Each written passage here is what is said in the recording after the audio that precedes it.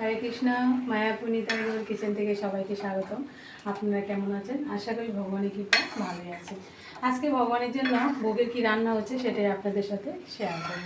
এই দেখুন, এখানে রান্না হচ্ছে মুগ ডাল। এই যে মুগ ডালটা ফোড়ন দিয়ে দিয়েছি, মুগ ডাল হচ্ছে এখানে।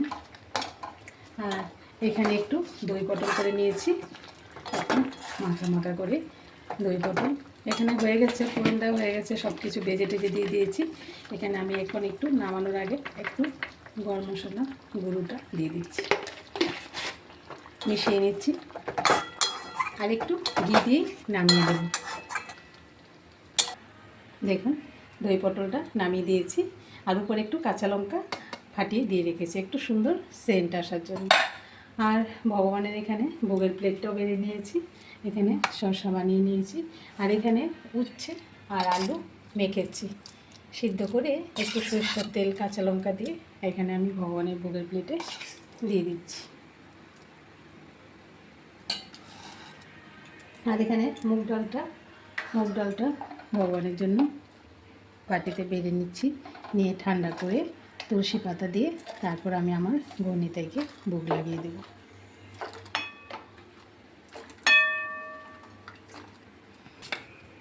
এই যে এখানে লাল শাকটা রান্না হয়ে গেছে। এখানে আমি বড়িটা ভেজে রেখেছি, বড়িটা আমি একদম গুঁড়ো করে, মানে আগে দিইনি কারণ একদম নেতিয়ে যাবে বলে, এই বড়ি আমি উপরে দিয়ে দিই। খুব ভালো লাগে এইভাবে বড়িটা পরে দিয়ে নিলে। শাকটাও আমি ভগবানের ভোগের প্লেটে দিয়ে দিচ্ছি।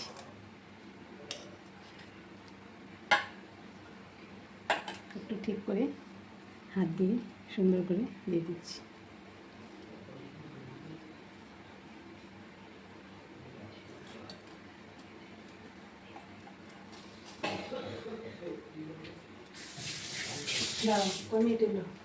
এখানে আমি একটু তালের ক্ষীর বানিয়ে নিয়েছি, দুধ দিয়ে, তাল দিয়ে, চিনি খুব সুন্দর করে, কনডেন্স মিল্ক সব কিছু দিয়ে এটা ক্ষীরটা বানিয়ে নিয়েছি। এটাও ভগবানের ভোগের বাটিতে বেড়ে দিচ্ছি। আজকে ভোগের রান্না এ পর্যন্ত। এখন আমি সবগুলো আইটেমের মধ্যে তুলসী পাতা দিয়ে দিচ্ছি, ঠান্ডা করে ভগবানকে ভোগ লাগিয়ে দিচ্ছি। আজকের ভোগের রান্না এই পর্যন্ত। সবাই ভালো থাকবেন, সুস্থ থাকবেন। আবার দেখা হচ্ছে পরের ভিডিওতে। হরে কৃষ্ণ। আর গণিতাকে দর্শন করুন, গণিতাকে লাভ করুন।